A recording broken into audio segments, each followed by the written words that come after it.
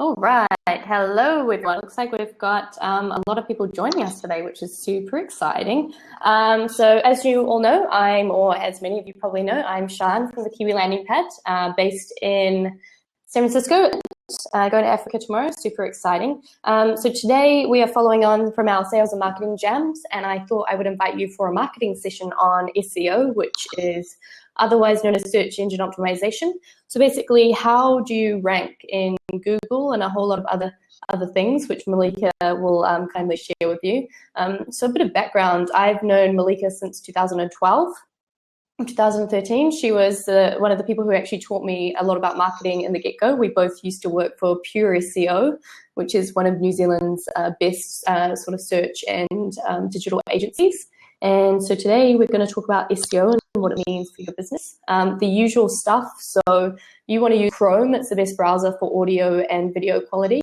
Plug in, and if you have any questions, do the usual and add your questions below, upvote others, and cool. Malika, do you want to explain a little bit about you, and then we'll get into your presentation? Sure. Thanks, Shan, for having me here today. 2012, that was a long time. 4 years almost now. Hi, everybody. I'm Malika, and I have been doing SEO for the past 8 years now. And I started off actually quite funny because SEO was never something that I was aiming to go for. I wanted to be a developer, website developer, and do some bit of coding and build programs. But there was this one time when I was given an assignment, and I had answers for that, and I was like, okay, let's go to internet and get some answers. So while I started doing my research, suddenly this thought came to my mind, this question came to my mind, which was, why is there so much information available out there paying for it? Because I got some of my answers already, and I was like, that's quite a good value information that if I was trying to find in textbook, I would probably have to pay or get a library membership or something like that. But because of internet, it was available for free. So that question it stayed in my mind for a couple of days, and then I started sort of trying to find an answer for that, and again using help of internet.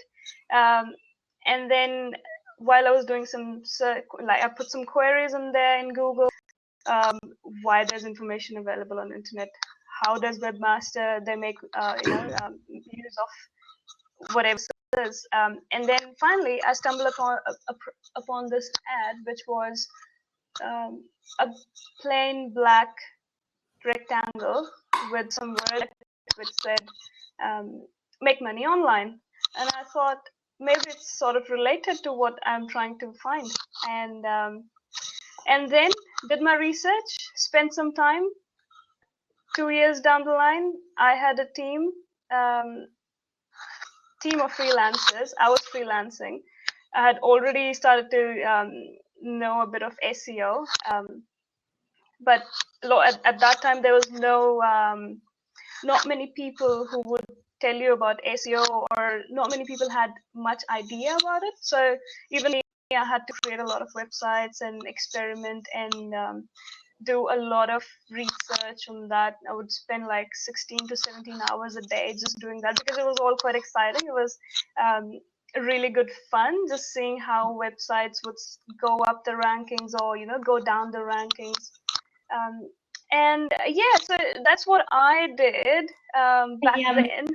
Malika, so why do you think, why is it important for companies to have SEO? And I guess in your experience in the last 8 years, what do you think, what's some of the best success stories that you've seen where a company has really used SEO well and it's really had a dramatic impact on their business? So I started off with this question, which was, why would there be information available out there? So me as a person, when I had to do something for my assignment, and I was a student back then, I used internet to help myself. Like, I wanted to get some information, and internet seemed to be the best option for me. And I guess that's what most of the people, that's where they would go to seek some information.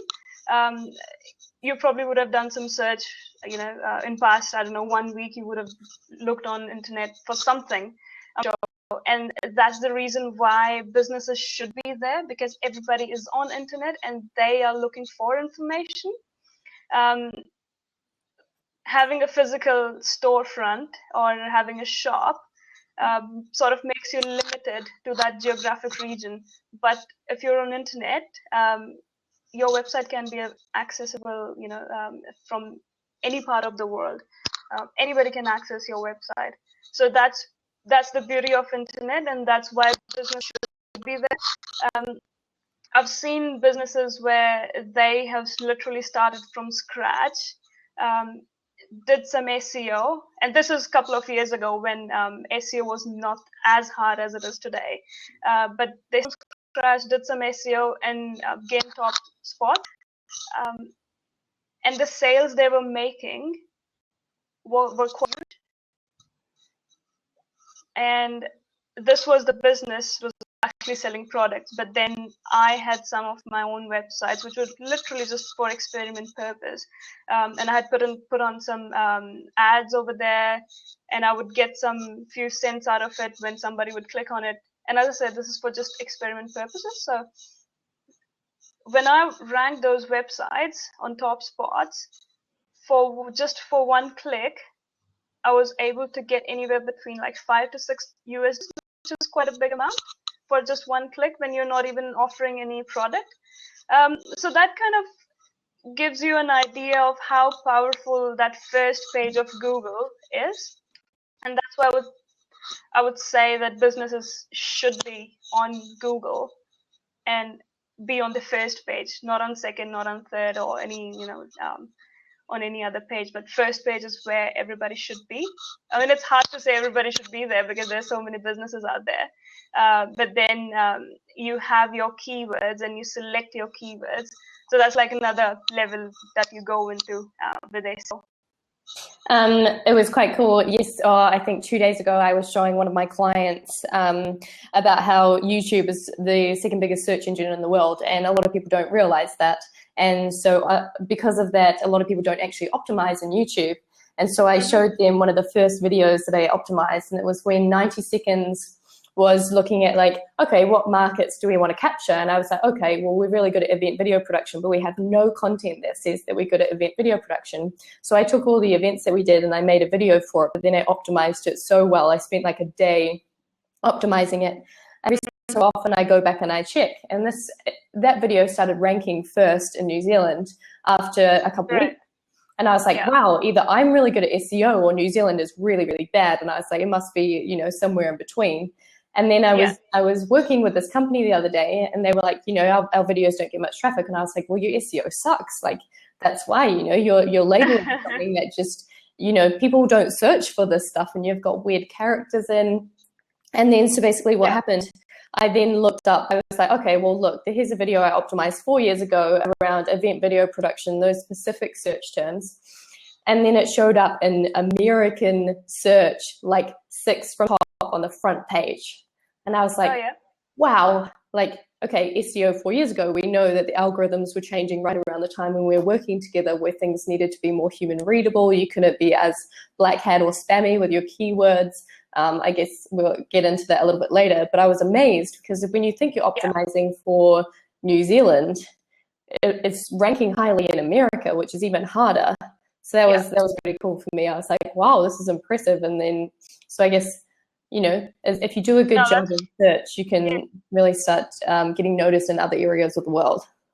Absolutely. And also, if you optimize it for search engine as well as users, that's what's going to bring all the results. A lot of times when somebody, any SEO professional or anybody would go and try and optimize any entity and not keep users in mind, then chances of that happening as a success would probably be harder. But obviously you've done a really good job. I would say like 6th spot in US is really, really hard. Well done. I would probably like to see that video, that SEO that you've done for that. It's pretty spammy these days, to be honest. I haven't done a lot of SEO for YouTube videos, but I would like to see that. On that note, should we kick into this presentation? Yep, let's do that. And maybe hold your microphone up. I can hear a little bit of static. Yeah. Yeah. Cool. Is this better? I think so. Oh, I'm gonna have to hold it like this. Okay. Cool. So should I start? Yep. Alrighty. So this is really a basic presentation about SEO. What is it? Why is it important? I've sort of covered how SEO has changed over past few years, because search engines, they've become sophisticated. And at the end, there are some quick wins that you can implement on your website, and there are some advanced technical stuff as well that you could look into doing. So without wasting time, let's get started. What is SEO? So SEO is optimizing your website's on-page elements and off-page popularity with the goal of improving your rankings and organic traffic from search engines. Now, this is pretty straightforward definition, but a lot of people do not understand how important it is to do SEO. Engaging in SEO puts potential customer users who use search engines like Google within your reach, and offers a number of benefits such as greater brand exposure, inexpensive advertising, qualified leads. In today's time, there are a lot of companies, especially in New Zealand, I've seen that a lot of companies have started to pay attention to SEO, and they are aware of the importance of SEO and are engaging in it with it. So if looking at that, if you are neglecting the SEO for your website, that only means you're going to miss out on the opportunity on that channel that can actually create good leads for the business. How does search engine work? Thought I would cover this really quickly so everybody has got an understanding on how search engines work. So search engines, they basically have got bots, like robots. These are the programs. The slide, Malika. Can you not see the slide? It's just on what is SEO. Oh, is it? Yeah. So forward a couple.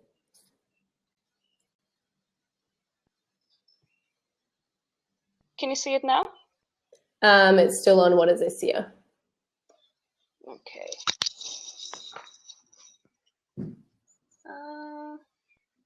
Oh, sorry about that. I'm not too sure what happened here. So I'm just gonna.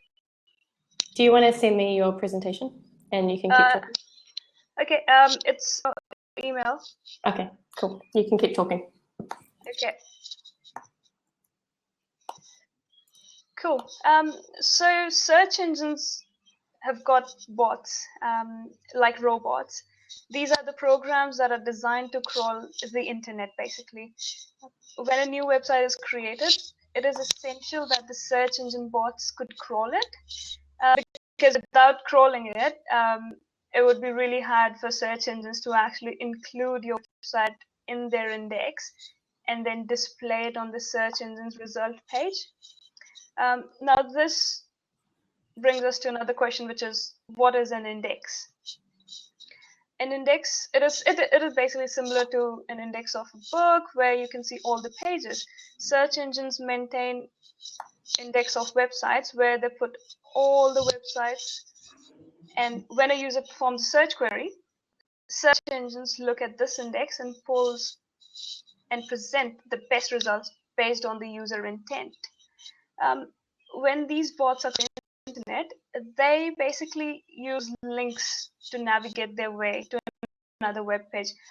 Now, a link is basically a clickable link which is present on an already existing web page. So, for example, there's a blogger, and that blogger is talking about a restaurant which he really liked, and then he's put a link on his website. That link is what crawlers they use, these bots they use. So you can see the links as a road to reach websites which can be seen as buildings. That's an easy way to explain it. You would be surprised to know actually how many websites they never get crawled in the beginning, because webmasters, they don't realize that they have to lift some restrictions. So when a website is developed and is on a staging side,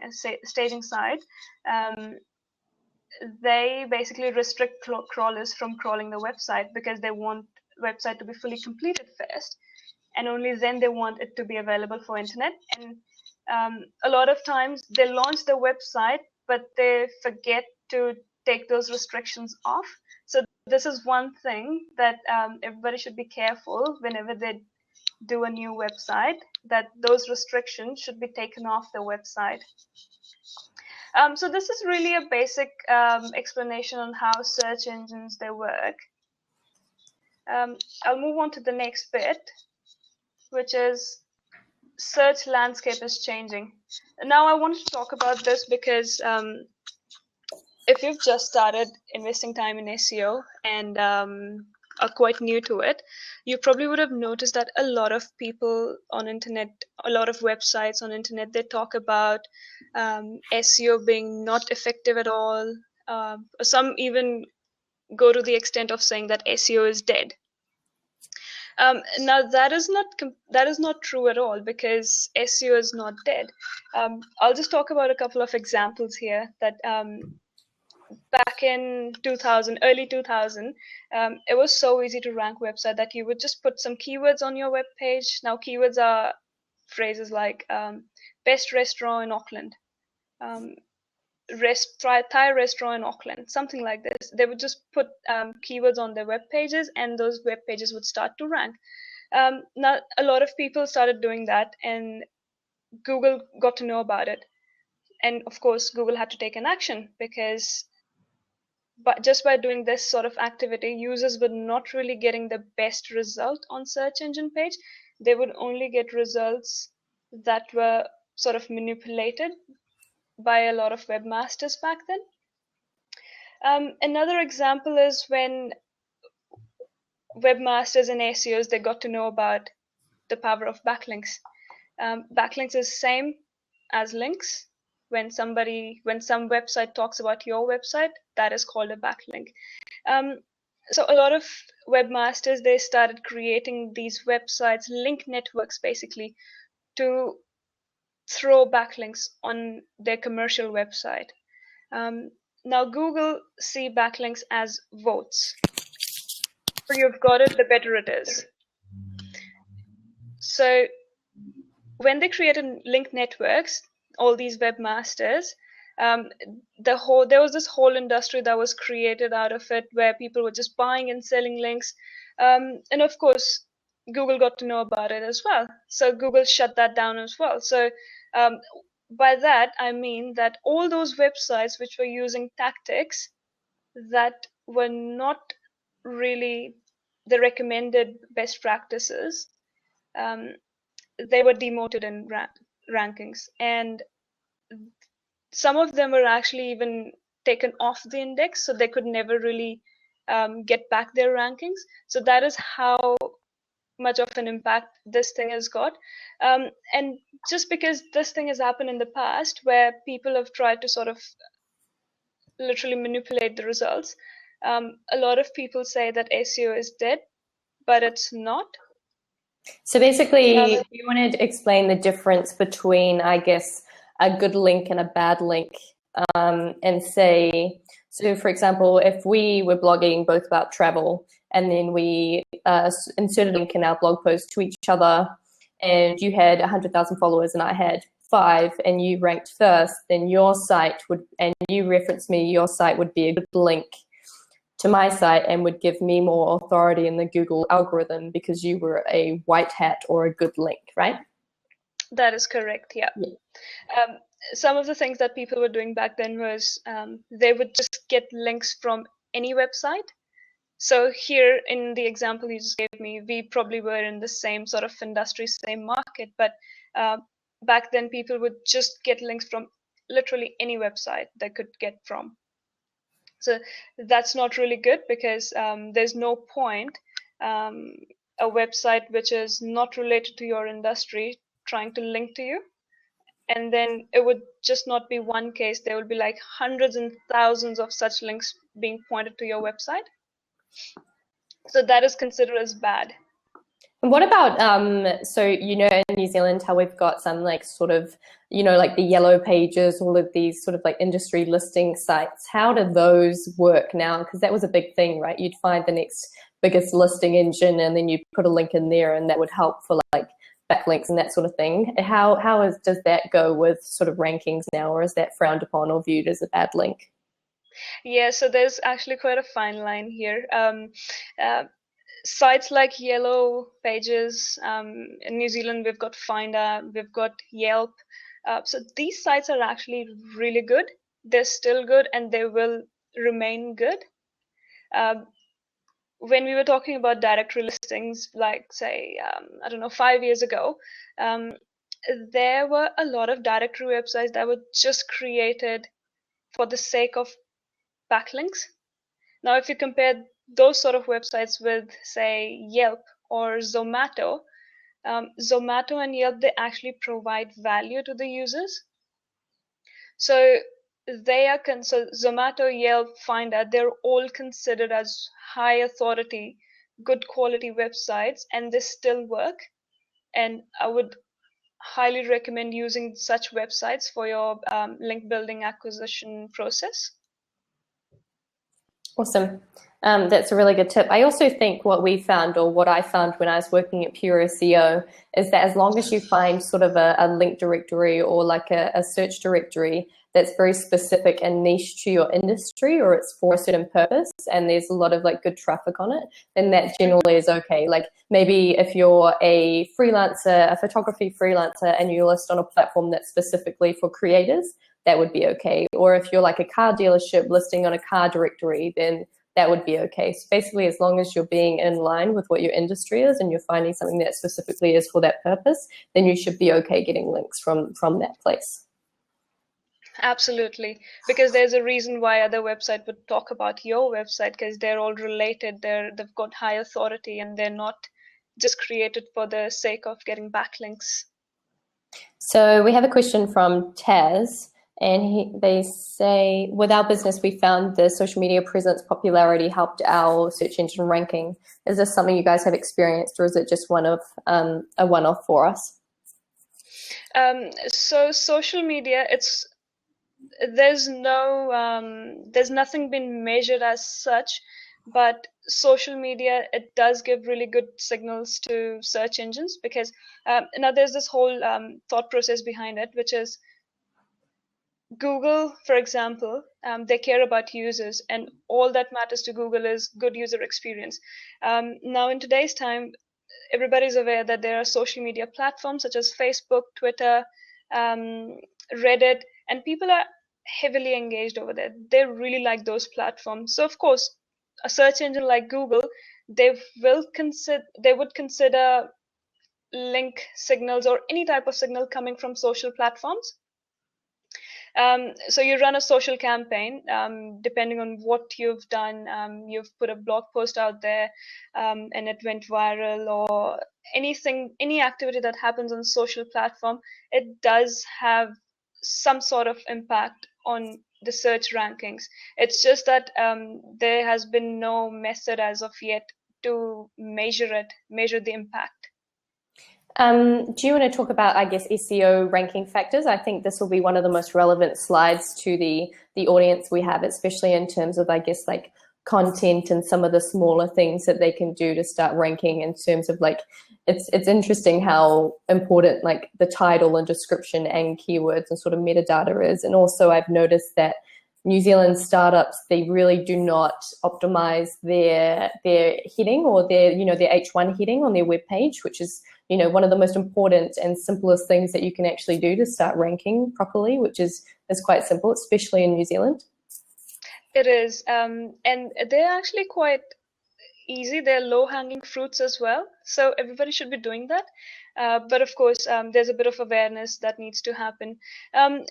Talking about SEO ranking factors, there are more than 200 ranking factors, and Google does not reveal all of these factors. But what we know is that these factors, they sort of can be classified into 4 different categories, like content, technical, backlinks, and user experience. So first is content.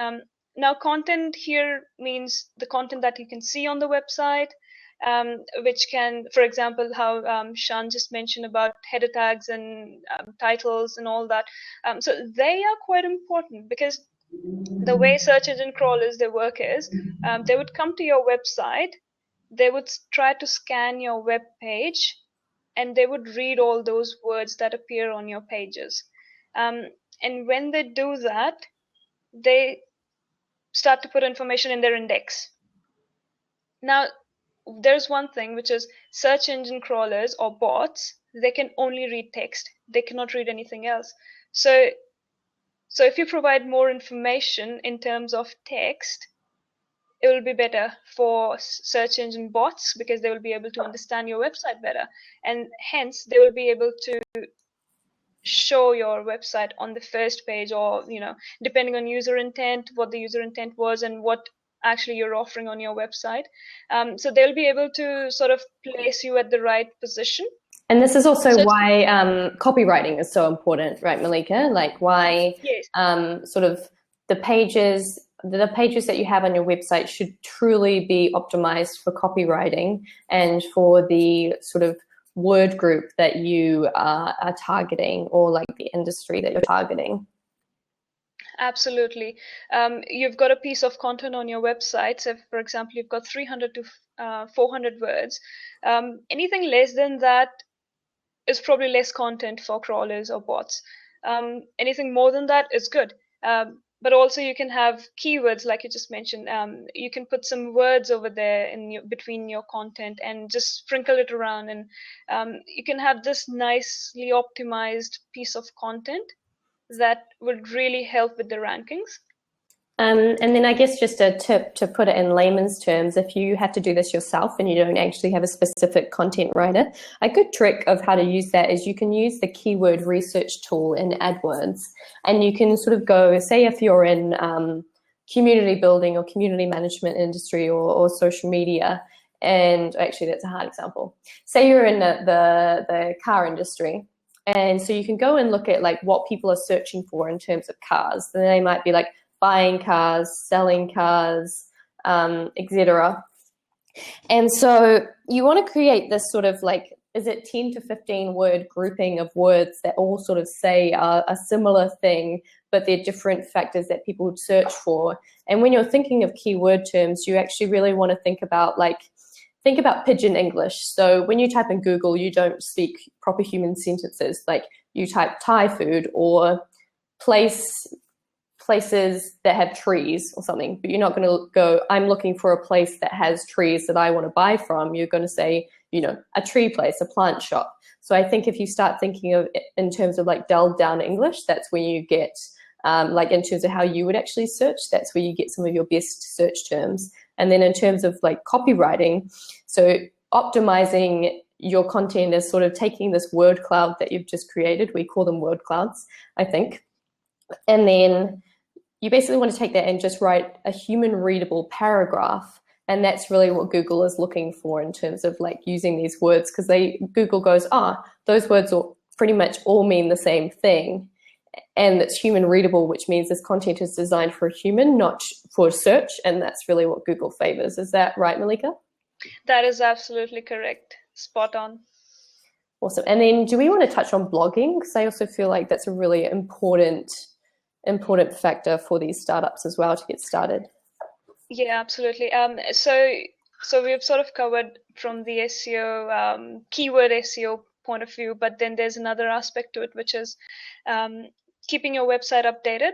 Now there are a lot of websites where they offer some services and products, but they won't necessarily add a new service every other week or every other month. in that situation, it gets really hard for a webmaster or a business owner to produce content on the website to keep it fresh, to keep the website fresh. Blog is something that would really help with that. Now, why do we want to do that? Why do we want to update the website? So if I'll just give you an example. A lot of times you probably would have noticed when you do a search on Google, which is related to your city, NZ Herald, for example, in New Zealand, their link would show up. Some news would show up.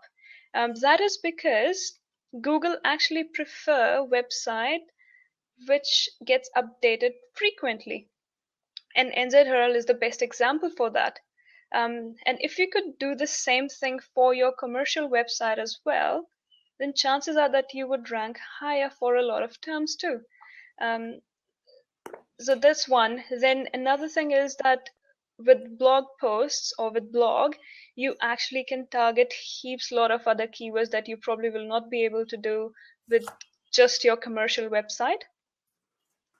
So we've got long tail keywords in today's time. A lot of people, they actually put really long tail keywords in Google and try and find answers for that. So blog is one method to achieve all of that, and it's really low hanging fruit. All you have to do is maybe produce 2 pieces of content in a month, and it would be really good for SEO.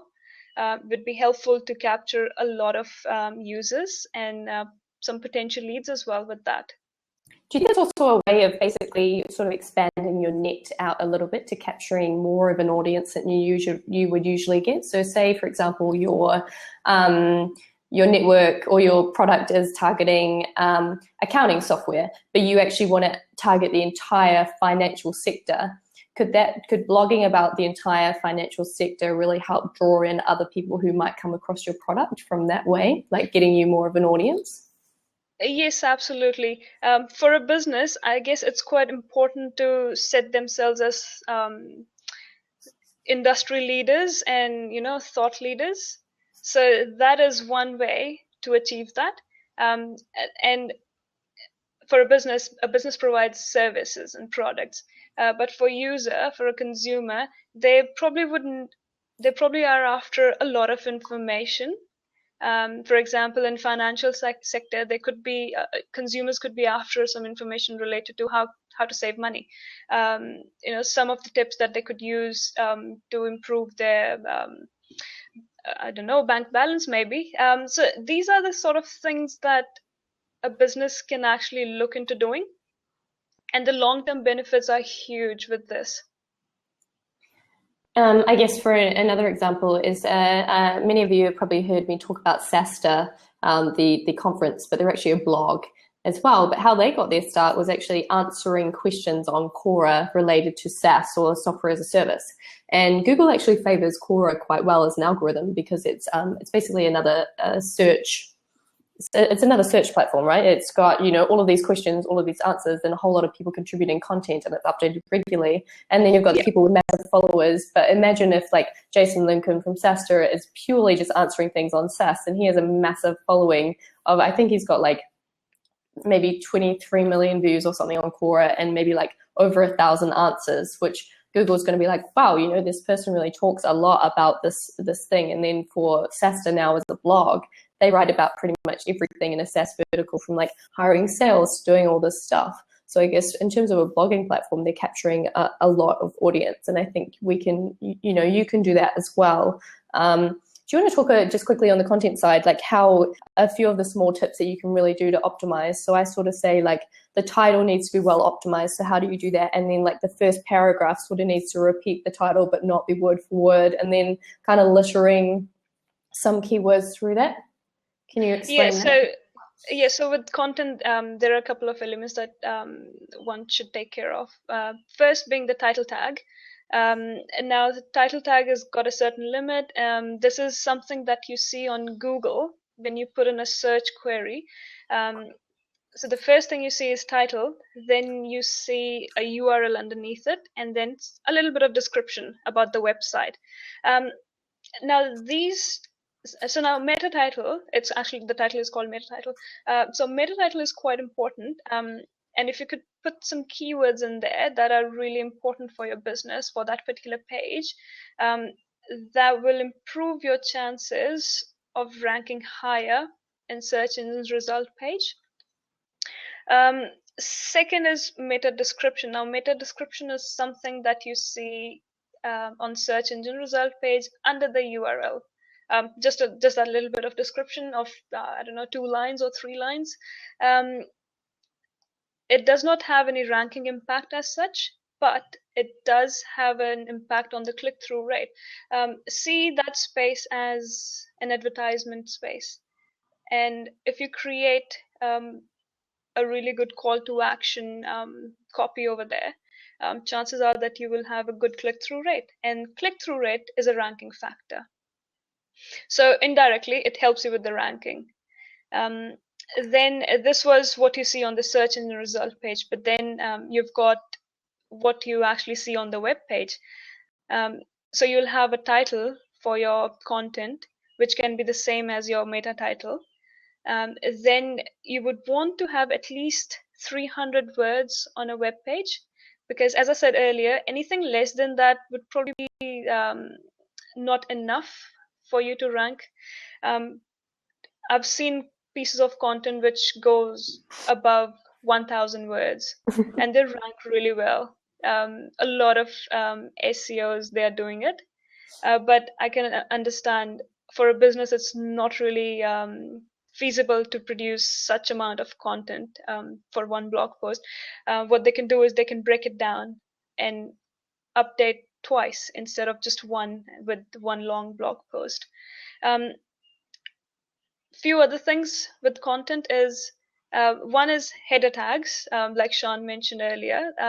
Header tags are quite important, and they help you break down the content so it is more friendly for, it's friendlier for a user to read, because nobody wants to read a long piece of content where there's no breaks, no paragraphs, nothing at all, no formatting.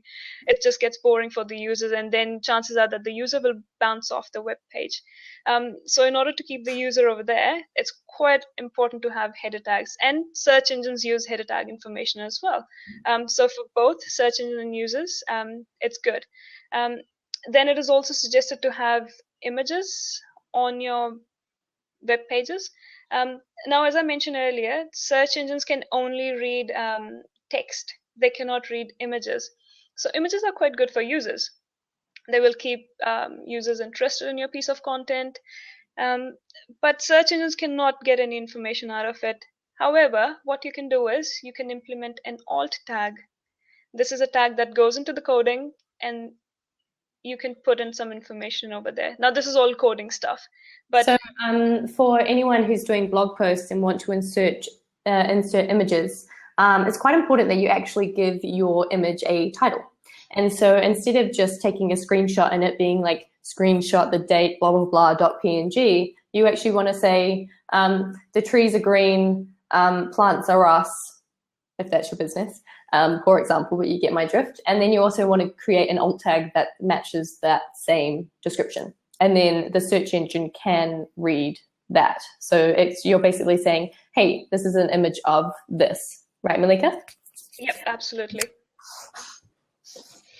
So yeah, that's about it for content. Next up is technical. Now technical is, these are all the things that goes within the coding of your website. I've sort of covered this later on as well, but I'll just talk about it here. So things like redirects or pages that do not exist anymore. And it's natural, it happens all the time with websites. You create a website, but then you don't need any particular page, and then you take it off because it's not serving any purpose to you. But for search engines, that page existed and it probably still exists somewhere, somehow, or some websites are linking to the dead page. So what happens in that scenario is, when there's a backlink coming to your website, you actually carry some weightage from the website that the link is coming from, and this really helps build the authority. Now, if a backlink goes to a dead page, then the website will not gain any authority. So when it comes to technical SEO, these are some of the things that should really be paid attention to, because they can actually play a huge role. They are basically your foundations for the website. If they are led right, then you can move on with the advanced strategies and then try and achieve more rankings and traffic for your website. Backlinks, I sort of covered it in technical. Backlinks are quite important. As the more you have, the better it is. But there are certain things with it. Like we spoke about it earlier, the directory sites back then, 5 years ago, they used to be quite good, the directory sites. They still are, but now you cannot just use any directory website. Before, it used to be that you could use any directory website and you'll still, you'll get good rankings for that. But now it has to be a quality, high authority website. And there are a couple of other factors when we talk about backlinks. What website you're getting linked from? Is it related to your industry or not? Is it coming from a web page which has got good amount of text on it, or is it just one link on a page and there's no context around it? So these are the things that you have to really look into when we talk about backlinks. User experience, got content, technical, and backlinks in it. Can you hear me, Sean? Yep. Cool, sorry. So in user experience, like I said, Google really wants user to have good experience. Now, for example, you try and open a website, but it doesn't load. You wait for 5 seconds, which is a lifetime in today's time, I would say, when you try to access a website. Based on the surveys that have been done, 40% of the users, they abandon a website if it doesn't open up in 3 seconds. So it's quite important that your page speed is quite good for the website. The navigation on the website is good so that the users could easily locate the page thereafter. The site structure is good. It should not be confusing for the user, because Google does pay attention to the journey a user had on your website. So these are some of the things that are considered in the ranking factors, but of course they are not all of them, because Google does not reveal every information. Do you want to talk a little bit about link cleansing and how people, just maybe a high-level overview of what it is, and also maybe a tool that people can use to see if they've got any bad links that are sort of damaging their site? Yeah, it's quite interesting, this one, link cleansing. So we've been talking about, during this presentation, we've been talking about links, bad links, directory sites, and all such websites that were good a few years ago, but they're not recommended to be used anymore. A lot of SEOs, they gain links from such websites because they were working back then. But Google introduced an algorithm update called Penguin. Google has got algorithm updates named after animals and birds. Penguin, panda. That's quite funny. yeah, it's quite funny. So Google introduced Penguin. Now the sole purpose of Penguin was to not shut down literally, but sort of clean the search results pages and only provide the best results to users. With backlinks, what was happening was a lot of people were just buying and selling links. They would have hundreds of websites created on same network, same IP address, and they would just sell the spot. So when Google introduced Penguin, these websites got hit by the algorithm update, and they were nowhere to be found. There's so many websites. There were people actually, it was their main business to provide links, and then it just all vanished overnight. There is an example, a really recent example of a website called Expedia. I'm pretty sure you all must have heard about it. and they got hit by a penalty algorithm update. The reason being, they had really suspicious links in their backlink profile. They lost 25% of their organic traffic, and within few hours, their stock price in after hours trading dropped by 3%. So this is the sort of impact an algorithm update can have on a business, which is good and bad in both ways. However, have a follow-on question from this. So I think we hear a lot where companies don't understand that duplicated content really impacts their search engine ranking. So can you sort of talk about tips of how to avoid that, especially when you've got sites with like multiple that are in different geos? Yeah. So so websites in different geolocations. There are some tags that you can implement on your website. So for example, you're a brand and then you've got same website, but you're targeting different locations, different countries, or you've got different websites with same content targeting different countries. Now in that case, all you have to do is you have to inform Google that, say for example, Google shoes.co.nz, it targets New Zealand. Shoes.com.au, it targets Australia. So in this scenario, even if the text, the content is same on both the sites, Google will not penalize any of the entities at all, because you've already informed Google about it. Now how you do it is, there's a tag called hreflang, and you can use that. And you can provide information to Google. And then second thing is, of course, Google will look into your extension, which is .co.nz, .com.au. Third is Google Webmaster Tools, which is now called Search Console. At the time of registering your entity over there, you can specify it to Google about your geolocation. So these are some of the things that you can do in order to avoid any penalty for duplicate content. Awesome. And is there any sort of tips, do you just sort of avoid having duplicated content on your website as well? So don't have too many pages if you're just going to duplicate content, for example. Yeah, if you've got duplicate content on your website, so this is one single entity and you've got duplicate content within that, it's, first of all, it's not recommended because Google doesn't like it. Few years ago, people would do that, use this strategy to float the numbers of their website in order to dominate the first page of Google for a given search query. But now it is not recommended.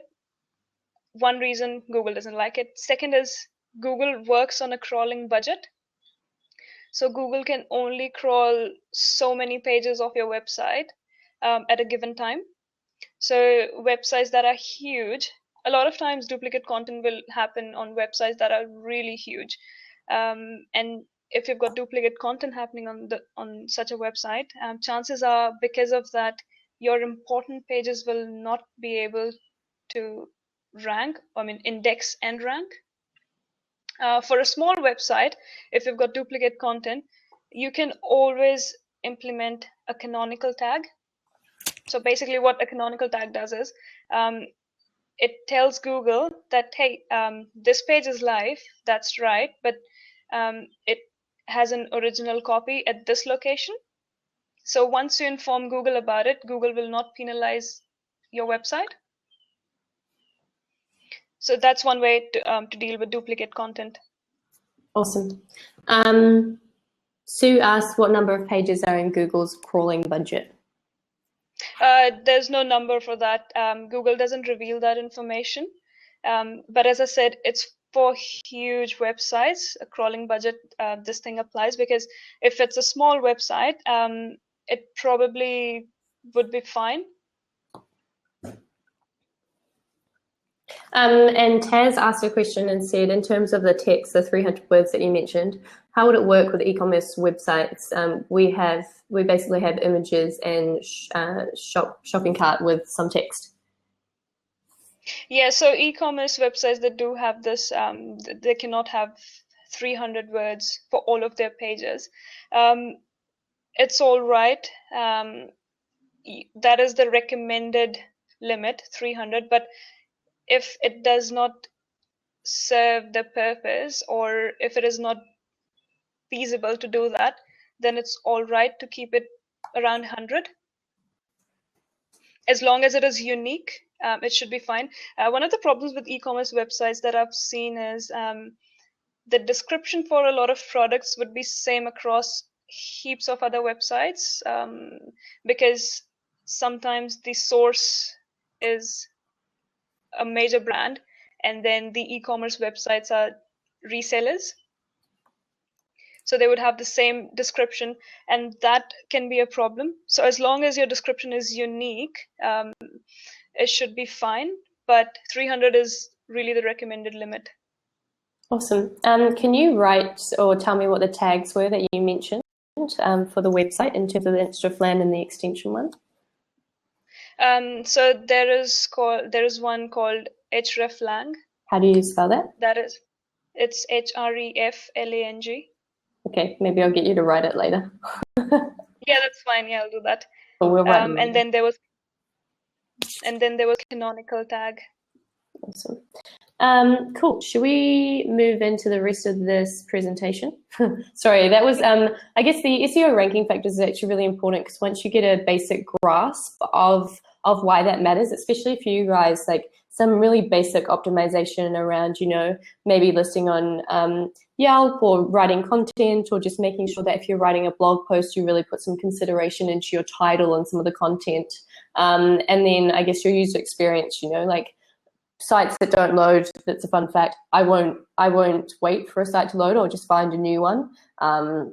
There's plenty of places that have pretty much similar information. And then the technical side is, you know, at the very least, make sure that you have your sort of descriptions, your keywords, and your heading tags done in your website. And then anything more than that, you might want to engage Malika in a more advanced conversation. Cool. So let's move on to the rest of the prezzo. So SEO is not dead, it's evolving. By evolving, I mean the example that you see next. So Google is trying to become sophisticated, and they've been working on it ever since I think they came into existence. This is an example. It's an answer box. You probably would have noticed, some of you would have noticed that when you when you put a question in Google, you actually are returned with the answer on the search result page. You don't even have to click on a website to get an answer. This is the level that Google has gone so far. And it all happened after an algorithm update called Hummingbird. So this is one example. Yeah, Hummingbird. So this is one example. Then you've got next slide, which is knowledge graph. When you try and find an information for a personality, or say Sky Tower in New Zealand, you get presented by a knowledge graph, basically. Now, knowledge graph is an initiative to have all the information at one place. Now, Google maintains knowledge bases. They've got knowledge hubs, and they've got all the information there. And Google doesn't reveal where the information gets pulled from and get displayed in this knowledge graph at. But as you can see, there are some areas that you can probably, you know, try and crack, which is, first is, if you look at Dan Carter's knowledge graph, one is Wikipedia.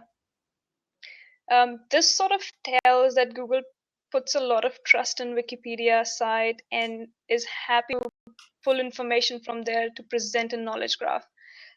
So for a lot of businesses, I would recommend if they could create Wikipedia page for their business. Chances are that for their brand name, they may get a knowledge graph. So that's one. Then you can see there's all sorts of information like born, height, weight, spouse, awards.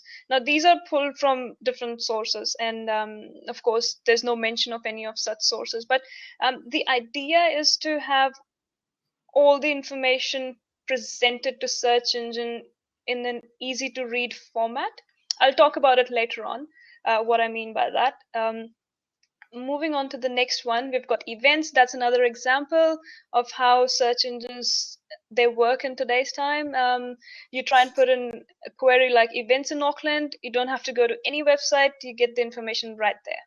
This is quite new as well. Like when I was first learning about SEO, Google was only just trialing these knowledge graphs. And what was the movies one, Malika? You know how the movies and you'd scroll across? Yeah, that was the carousel.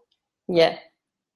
So there was like a carousel of movies, and that was pretty new at the time as well, but it was the only one out of these sort of things that really worked well. And now you've got like Google Flights, you've got hotels, like all of those sorts of things. There's so much information out there, temperature, time, currency, calculator. There's so much now. It's amazing. Awesome. Cool. So next one, why should you have SEO? So September 2014, total number of websites, it crossed the mark of 1 billion on internet. And for a search engine like Google to crawl all of these websites and then find presented to user when they perform a user query, it can actually be a quite difficult task. So if you've done SEO for your website, then what you're trying to do is helping search engines understand your website, so that it could put your website on, say, first page of Google or whatever rank it finds suitable for. But if you don't do SEO on your website, then what happens? You're not helping search engine at all to understand your website. There's been no effort put from your end. Then search engine would probably not take as much interest in your website, and as much. So it's basically, if you put some tags on your site, if you make it optimized using some of the things that we talked about in SEO ranking factors, it will help rank your website better.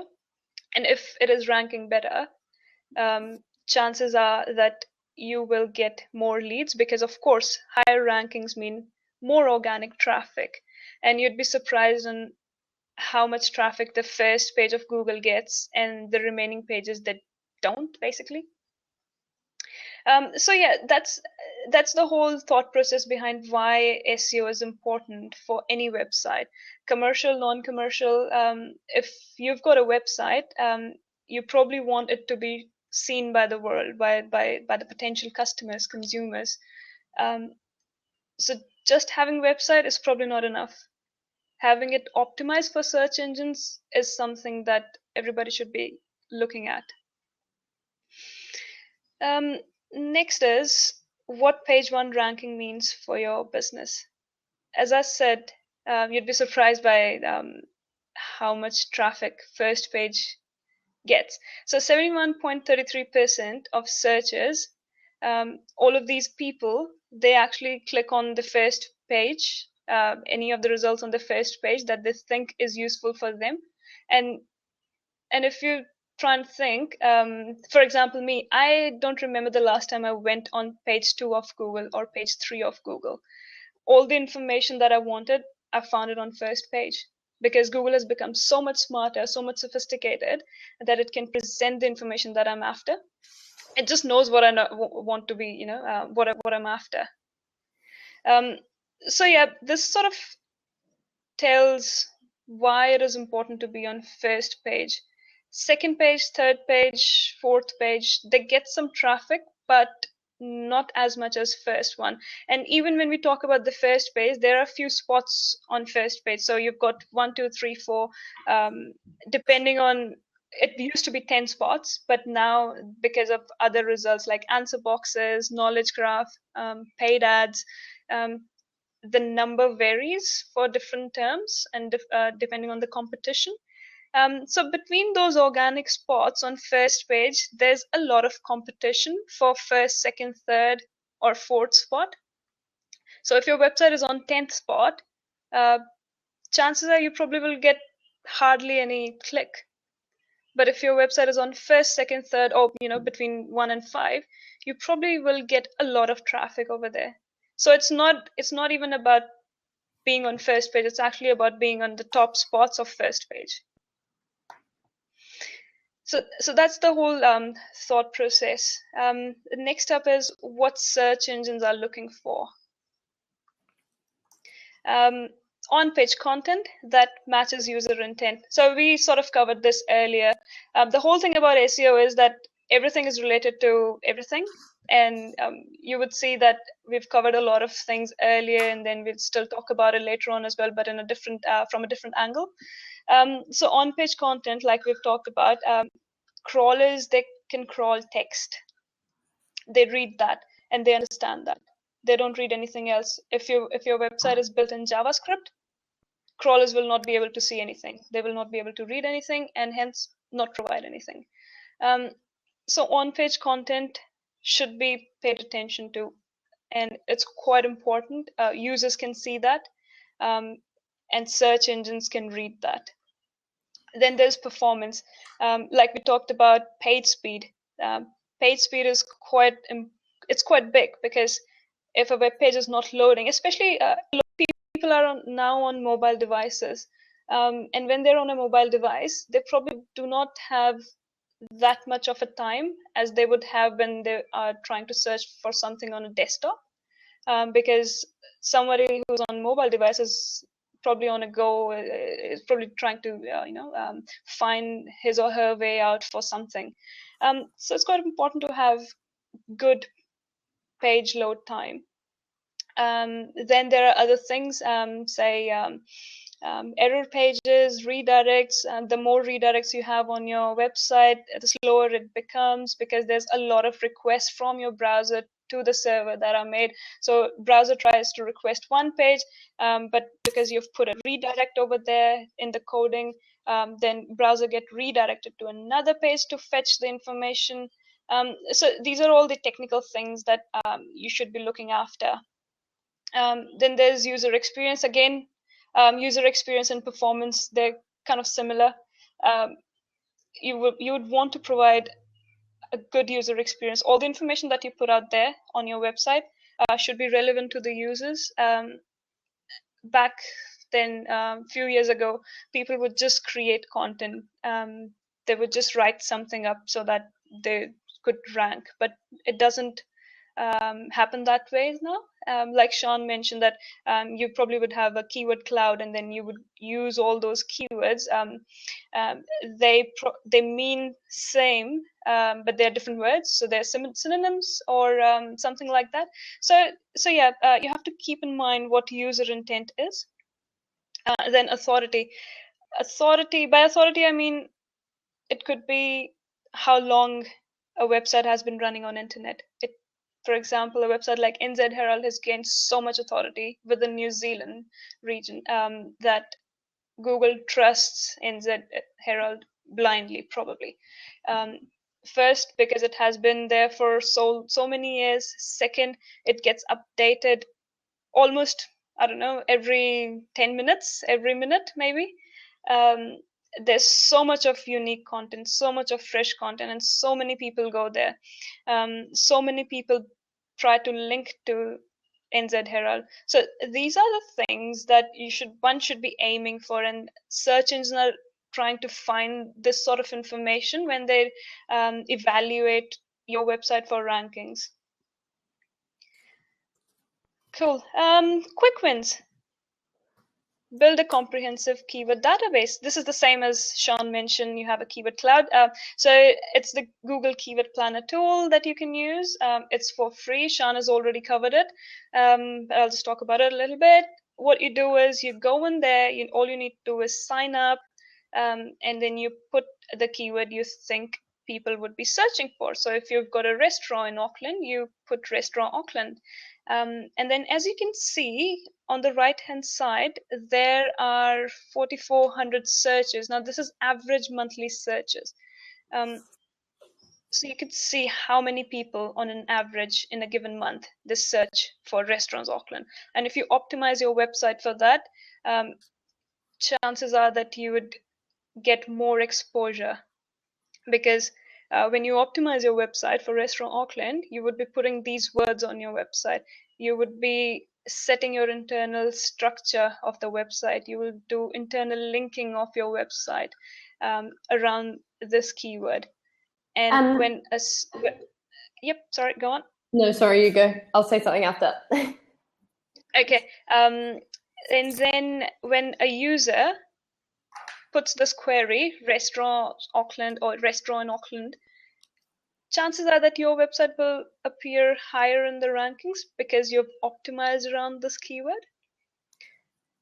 What's really interesting is I was working with a startup in Vancouver last year, and they needed to figure out where they should target. And so what I did was I took sort of the top 20 countries in the world, and I figured out where their users would potentially come from based on what they were searching for. So basically I reverse engineered the keyword process to figure out who was searching for what. So then we could figure out where the most targeted users would come from. So it's a bit weird to think about it that way, but you can do that if you get into this a little bit much and you play with the keyword tool. Is you can reverse engineer where you think your traffic is going to come from, and that can actually lead to where a potential user base might possibly be, which is not a usual use of this tool or SEO, but it can work that way, which is pretty interesting, I think, for most of you who are either in SaaS businesses, etc. Yes, I guess you've made a really good point here. Do you want me to go to the next? Oh, and the other thing, yes, from like a layout point of view, if you just take a basic Excel spreadsheet, and I think this is how we used to do it at Pure SEO, basic Excel spreadsheet, and then you just have maybe aim to have 10 different word clouds around a specific keyword in your industry, and then sort of just write them down and maybe update them once a month or every couple of months, and that is really a good way to have an up-to-date list, and then you can sort of have a look at how they're doing as well, or if there's new ones popping up, or if it's seasonal, those sorts of things. Yeah. Cool. Oh yeah, next slide, sorry. Next one is metadata. So back when I was talking about it, I didn't have any example over there in the slide, but now I've got it, so it's good. So talking about content in the SEO ranking factors, we sort of mentioned meta title and meta description. These are really easy to do. All you have to do is formulate a good meta title that would include your main keywords, have your brand name in there as well if you want, and in your meta description, if you could have a call to action or something that you think would be more useful for the user. For example, in this case, the thaichef.co.nz, I've actually got a phone number in the description. So if I just want to pick up my phone and place an order straight away, I can do that. So it's a lot of information. The way they have done it is really good. And it's got a call to action, which is order online or call at this number. If I don't want to call, now I know that I can actually order online as well. So without trying for any other website, I'll actually just go in there and try and place an order online if I want to. So it's quite important how these two things, they can help with the click-through rate and with the rankings for a website.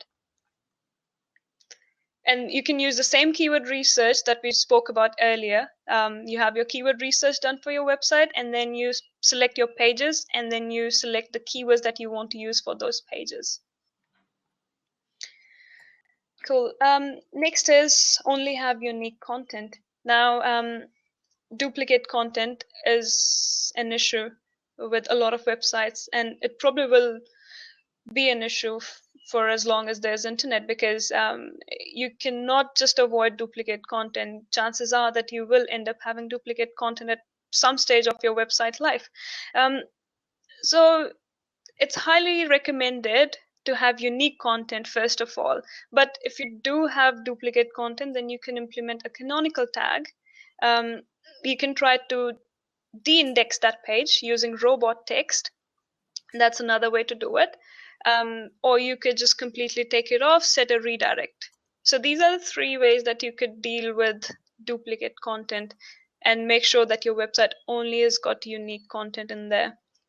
For all of you guys who are wondering why there's Panda, it's basically because there was an algorithm update by Google called Panda Update, which focused on duplicate content or anything related to content. Basically, the length of the content, as I suggested, 300 words, Google Panda sort of targeted that.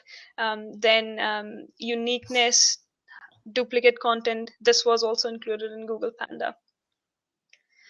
Cool. Now this one is keep a check on your competition. Now it's quite important to know what your competition is doing. I think it's the same in traditional business. It's the same in virtual world. If you could know or keep a track of what your competition is doing, I think you can probably reverse engineer that and then try and outrank your competition on internet. Some of the things that you can do is look at their on-page SEO, how they've done it, how their meta title, meta description, what's the length of their content, how are the images over there, do they have title for the images, do they have headers or not. So these are the things that you can look, and also you can look at the backlinks profile for your competition. Now in order to do that, you probably would have to use a tool.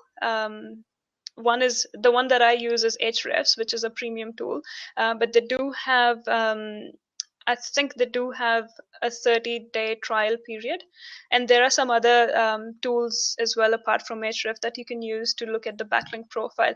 Now, what happens when you look at the backlink profile is sometimes, if it's your competition basically, and you probably are in the same industry, sometimes you will uncover some resources that you can use for your own website. So one of the things that we as SEOs we do is we do competitor analysis, and we look at the backlink profile, which it's quite useful. It's really important, really useful, and a lot of times you would gain good resources out of it. Then I've also mentioned using Screaming Frog. Now, Screaming Frog is when you want to scan a website to look at all their tags that have been implemented, header tags, title tags, and then all of the technical things that you would want to have a look at. So these are the things that you can do in order to keep a check on your competition. Then there is Google+. So if you're a local business, you've got a storefront, really important, Google+. Here's a screenshot that I've put. It's from a mobile phone basically. I just typed a random keyword and I got presented with this search result, which basically if I click on any of them, it would give me an option for directions, which would mean that if I click on it, I would be on my GPS and then on the way to the restaurant. So it's quite good if you've got Google Plus set up for your business, if it's got a store location. The other one is obviously anything that Google owns, right? So YouTube, like yeah. most people don't know that YouTube is the second biggest search engine in the world. And also, I guess the way the world's going, 72% of content will be consumed on video by, I think, 2017. And so basically, Google ranks video in the algorithm higher than just generic content or just content with words because they want people to watch it. Absolutely. Yes, so it is recorded. So yeah, I would say if you have any videos, like it would almost be easier to make your videos rank than than it is to make your content rank. Like, you can do both, but just keep in mind that YouTube is just as powerful as a method if you are a company that uses video. Absolutely. Cool. Okay. I will talk about videos at the end as well. Should we answer some questions and then maybe see if we have time for the technical stuff? Oh, yep. So I guess Alex has asked, how far in advance do we need to start implementing SEO actions to see the SEO results? So I know that YouTube is like a couple days, but I know that Google is longer, right? Yeah, Google is much longer. I would usually give a 6 months period for any SEO campaign to start delivering any sort of result. Usually you'd want to have a 1-year plan for your SEO and then review it after 6 months to see what sort of impact there has been on any of the SEO activities that you've conducted. Reason behind this is that Google is slow, basically. And it takes time for Google to crawl all of the websites. So for example, in an SEO campaign, you build some high quality links. Now, Google will take its own time to crawl those backlinks and then start to give credit to your website for that. And it will happen over a couple of weeks. So yeah, I would say that if you keep a 6 months window for your review, that would be good. Anything before that would be too soon. Okay. How do you optimize SEO for geographical areas in multiple towns or cities? From Andrew Copeland. So there are definitely tags for countries, but there's no tags for, as far as I know, there's no tags for cities or regions as such, or suburbs. In order to do SEO for that, depending on how many areas, suburbs, cities you're targeting, if you can have dedicated pages for all of those locations, that would be really helpful. So for example, you offer service in Auckland, and then you offer service in Wellington, and then one in Christchurch. You can have 3 different pages dedicated to these locations and then talk about it and then make it a bit more localized.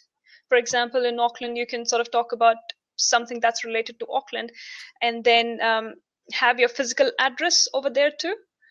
And if you've got a physical address, then you can create a Google Plus location for that address. And then once you've done that, then Google will start to associate your Google Plus with that particular web page that you've got for that location. Maybe have an image of Auckland with an alt tag on the image, which will also help as well. Yes, absolutely. All those on-page factors would be there, yeah.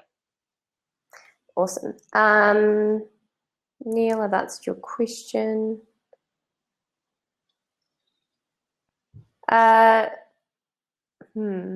Content marketing. Is it the best modern SEO tool, or is it just hype as many other tricks are? That's a tricky question. So the way I see it as is content is important for websites.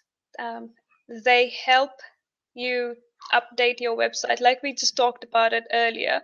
Having a blog on your website would help you update the website content. You do content marketing on a third-party website, for example. You do blog post on a third-party website and then get backlinks from there. Is helpful again, because you're getting a backlink and then you're gonna get some of the authority from their website to your website. So it's really good, but it's not the only thing. We talk about content marketing. I think we started talking about content marketing in 2014 or 13, and then in 2016 everybody's talking about content marketing, but nobody's talking about technical SEO as such.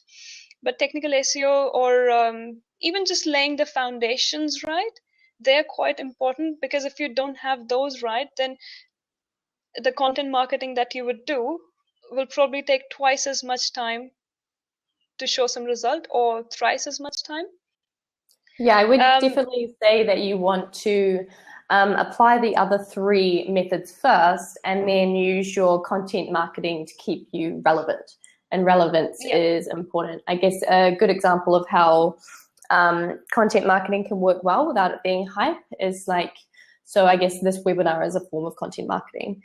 So we do a webinar, we publish it, we then publish both the blog post and the video, and then people see that, and then they find it, then they come along to more of our webinars, and then when we do our sales and marketing jams in New Zealand, people have associated the brand with this content, and so therefore they then come along to our sales and marketing jams, and then the webinars are actually a product or byproduct of the sales and marketing jams, because we want to teach people more, but we can't fit it within a day, so that's why we do the webinars. So I guess as a cycle and as a funnel, and we don't charge for any of it, but as a funnel it does work, and it also works for SEO. I think our sales and marketing jams are ranking in Google in like the first sort of on the first page in the US, because of, I guess, this regular content that we keep referring to, and as part of that whole campaign. Yeah, absolutely. I agree with that. It can be hype for a lot of other people, and people do spam as well. So it's a bit of both. When it's SEO. yeah. I guess this is a good question from Brett. So can you give us a short overview of the broader marketing strategy work that SEO would fit into? And how do we make sure that we don't start with tactics before strategy? So having a strategy is quite important before you get into doing anything. SEO, the way I see SEO, it basically helps you with the brand awareness. It puts your website out there. But there are definitely other methods as well that you would want to incorporate in today's time. For example, you've got your social media marketing. Depending on what your brand is, what your product and services are, you would want to have SEO and SEM with social media. If you are a really big brand, you probably would be looking at getting some billboards and traditional media marketing done as well. But all of that is there. SEO and SEM, these two are quite important. Oh, actually, social media as well, because social media, everybody's on social media now. So these 3 things are still quite important, irrespective of what you do in your traditional media marketing. And once you've got your strategy in place, you can have, say, a 1-year plan, and then you start to work on that. But of course, if you just pick one, for example, if you only pick SEO and not pick social media, you probably will not have as good results as you would have when you started, if you start with both of them.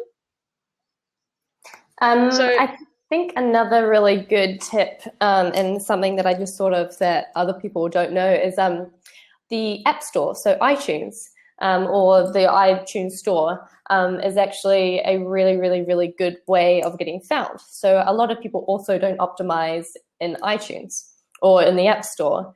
And if you optimize in the App Store, you can actually have more chance of getting found for your app, and then people download it and blah, blah, blah, and you get the picture. But that's another area that you should really, really optimize well, especially if you have an app that you want people to download. Yeah. Do we have a lot of specialists in App Store marketing here in New Zealand?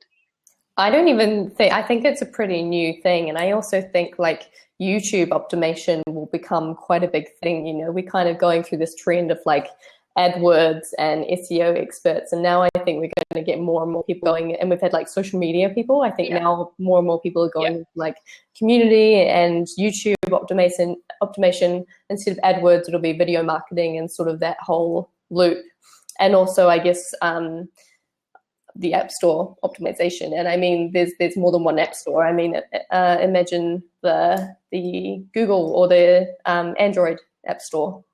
That'd be pretty interesting, right? Yeah, they're quite big. Yep. I think that is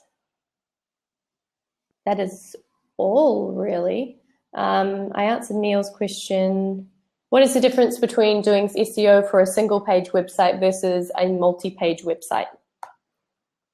The difference is the amount of content. Right. Google crawlers, they read the text, they crawl the text.